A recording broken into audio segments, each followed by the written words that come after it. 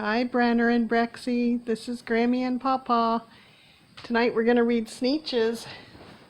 I know you like this one. You remember this one? The Sneetches and Other Stories by Dr. Seuss. Can you see it? There you go. Now the star-belly Sneetches had bellies with stars.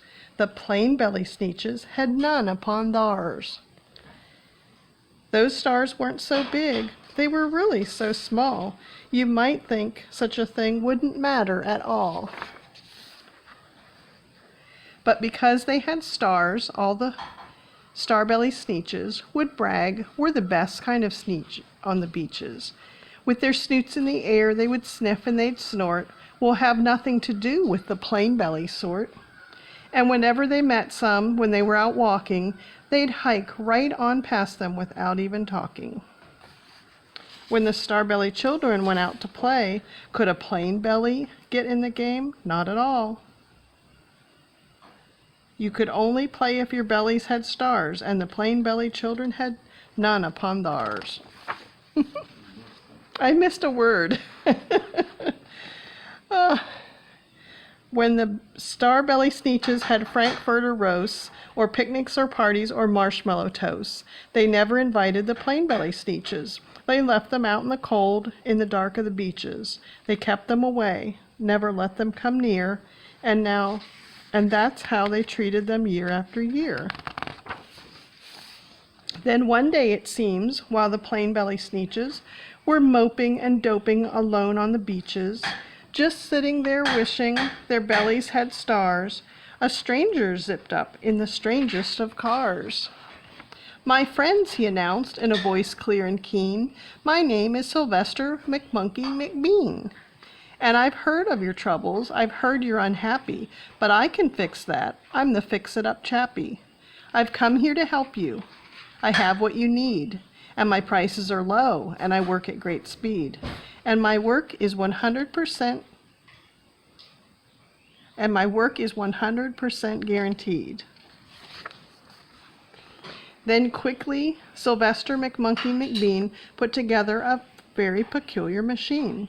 And he said, "You want stars like the star-belly Sneetch? My friends, you can have them for $3 each. Just pay me your money and hop right aboard."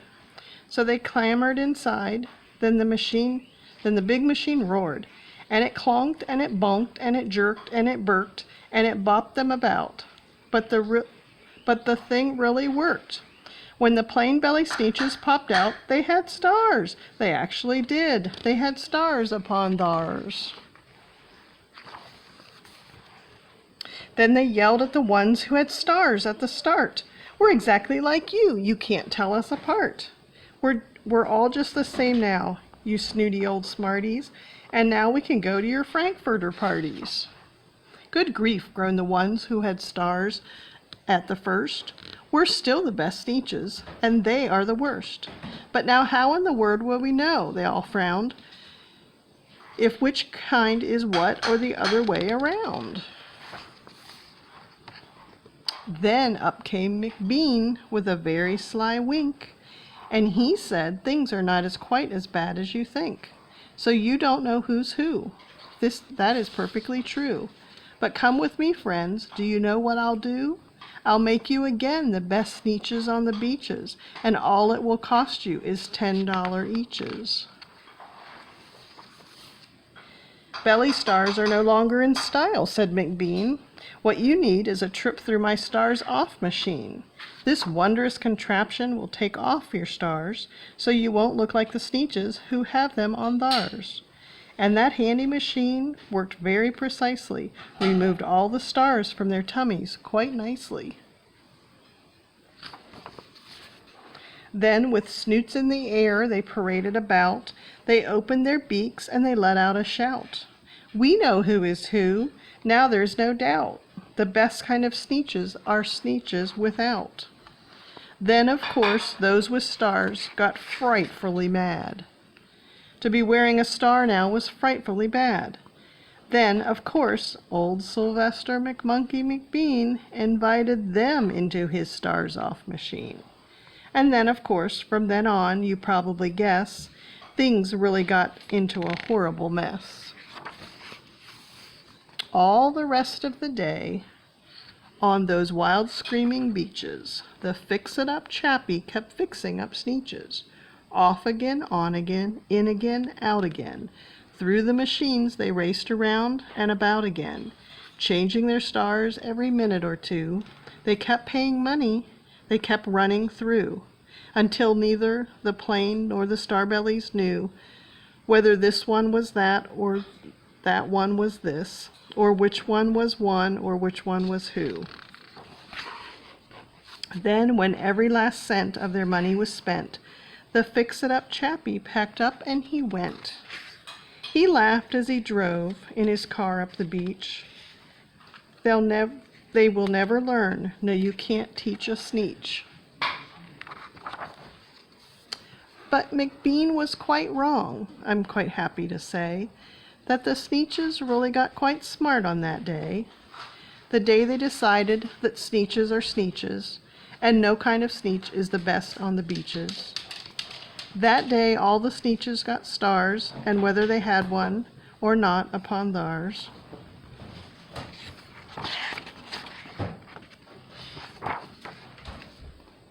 Okay, Papa's gonna read the next one. First, we'll take a break. Here's Hershey. Hi, Hershey. What do you think of everybody being home? Huh? Driving you crazy, isn't it? Gingy, she's watching out the window. Birdies are tweeting. Gingy, you say hi to Brexy? Huh? Where's the kids? Where's the baby? Is the baby here? Are they here? Okay, it's on. Hey Brexy, Brennar, hi. So Grammy read the Sneetches. Now it's Papa's turn to read a book. And I'm going to read this next story, which is the Zacks. Remember the Zacks? So, here's how it goes. One day, making tracks in the prairie of Prax, came a north-going Zacks and a south-going Zacks. And it happened that both of them came to a place where they bumped. They stood there, foot to foot, face to face. Look here now, the north-going Zack said. I say, you are blocking my path. You are right in my way. I'm a north-going Zax, and I always go north. Get out of my way now, and let me go forth. Who's in whose way? Snapped the south-going Zax. I always go south, making south-going tracks. So you're in my way, and I ask you to move, and let me go south in my south-going groove. Then the north-going Zax puffed his chest up with pride. I never, he said, take a step to one side, and I'll prove to you that I won't change my ways if I have to keep standing here 59 days. That one's stubborn like Grammy. And I'll prove to you, yelled the south-going Zax, that I can stand here in the prairie of Prax for 59 years, for I live by a rule that I learned as a boy back in south-going school. Never budge, that's my rule, never budge in the least. Not an inch to the west, not an inch to the east. I'll stay here not budging, I can and I will, if it makes you and me and the whole world stand still. Well, of course the world didn't stand still, the world grew.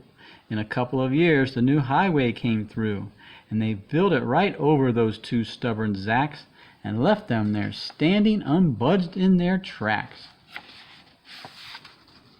That was all. Okay. All right, what's the next one? Too many Daves. Oh, that one's hard to say. It is? I'll try it. You try it? Okay. Too many Daves. Too many Grammys. Did I ever tell you that Mrs. McCabe had 23 sons and she named them all Dave? Well, she did, and that wasn't a smart thing to do. You see, when she wants one and calls out, "Yoo-hoo, come into the house, Dave," she doesn't get one. All 23 Daves of hers come on the run.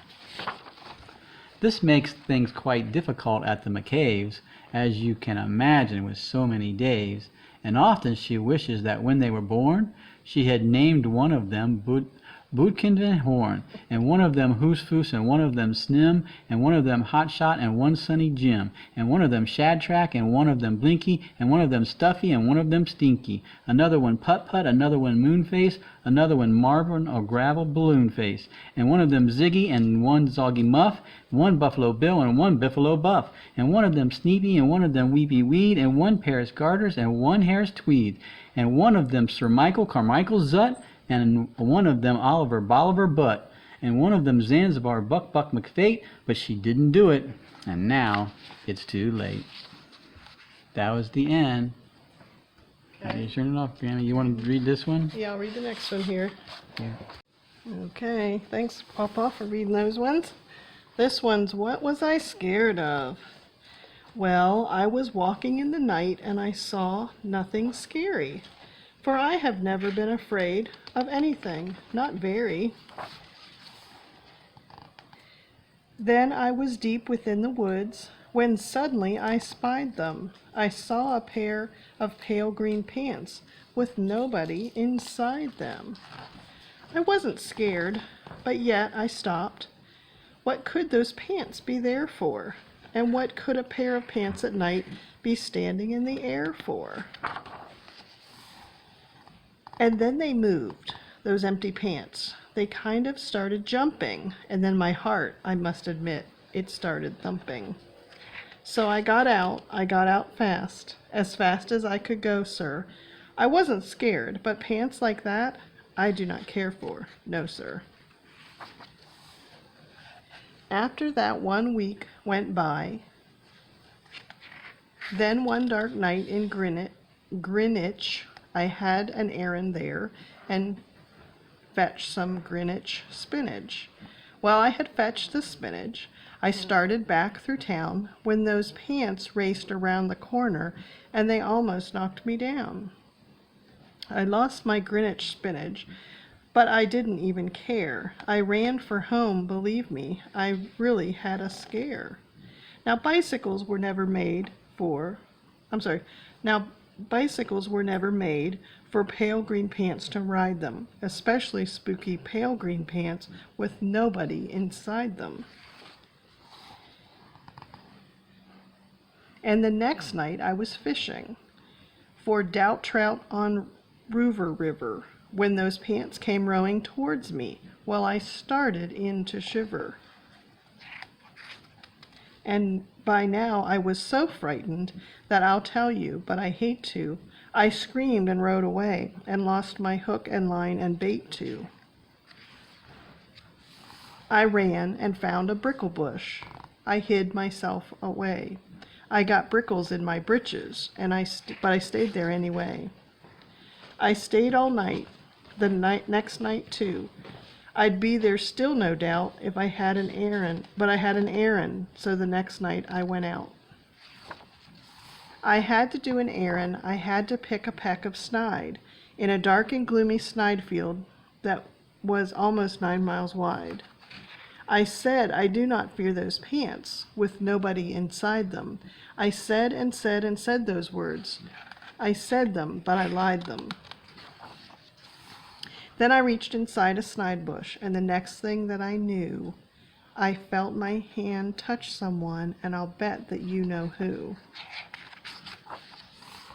And there I was, caught in the snide, and in that dreadful place, those spooky empty pants and I, we were standing face to face. I yelled for help, I screamed, I shrieked, I howled, I yelled, I cried. Oh, save me from these pale green pants with nobody inside. But then a strange thing happened. Why, those pants began to cry. Those pants began to tremble. They were just as scared as I. I never heard such whimpering, and I began to see that I was just as strange to them as they were strange to me. I put my arm around their waist, and I sat right down beside them. I calmed them down. Poor empty pants, with nobody inside them.